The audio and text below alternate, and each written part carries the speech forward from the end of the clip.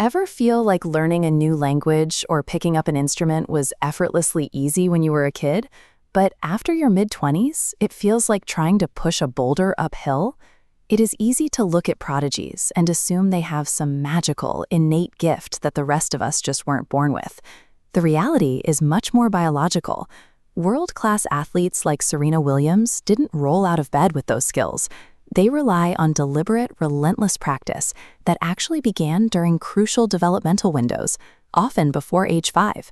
This comes down to neuroplasticity. That is your brain's physical ability to change its internal wiring and form new connections in response to specific experiences. We are going to harness that process right now.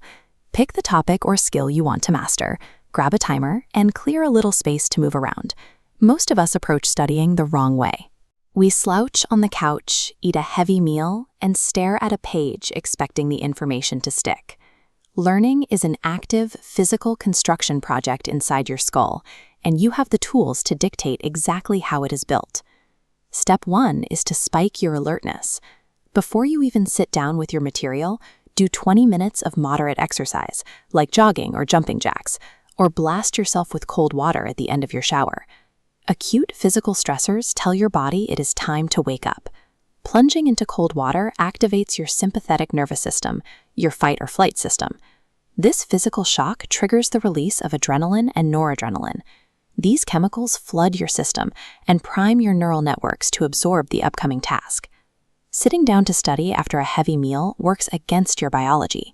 Digestion shifts your body into rest and digest mode, actively suppressing the alertness needed for neuroplasticity.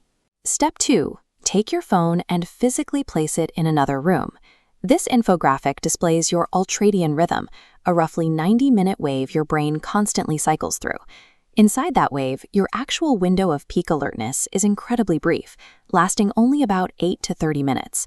If you glance at a text message or scroll through social media during that time, that minor context switch creates a measurable deficit in your attention. You immediately waste that short window.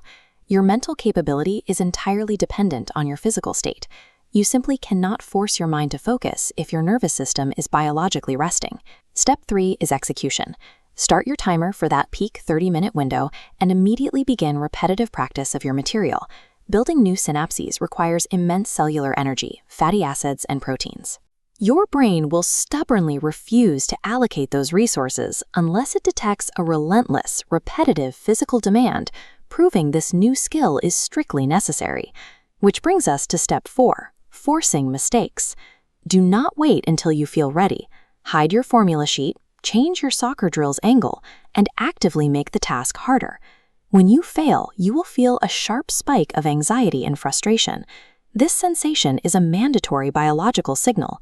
Every time you make a mistake, your brain releases a burst of acetylcholine. This chemical floods your focus networks and aggressively pulls open your neuroplasticity window.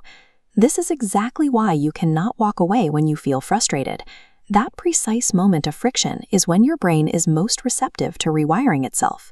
Push through that discomfort, because when you eventually get it right, your brain releases dopamine. This locks in the correct sequence and provides the motivation to keep going. Without the chemical discomfort generated by making errors, your brain has absolutely zero biological reason to upgrade its existing neural hardware. As soon as your focus block ends, stop what you are doing immediately. Set a new timer for 10 to 20 minutes. This is step 5, the break. This diagram illustrates what happens next. During a period of absolute quiet, your brain subconsciously replays the exact sequence you just practiced, running it up to 20 times faster than you did in real life. But those fresh memories are incredibly fragile, remaining unstable for at least an hour.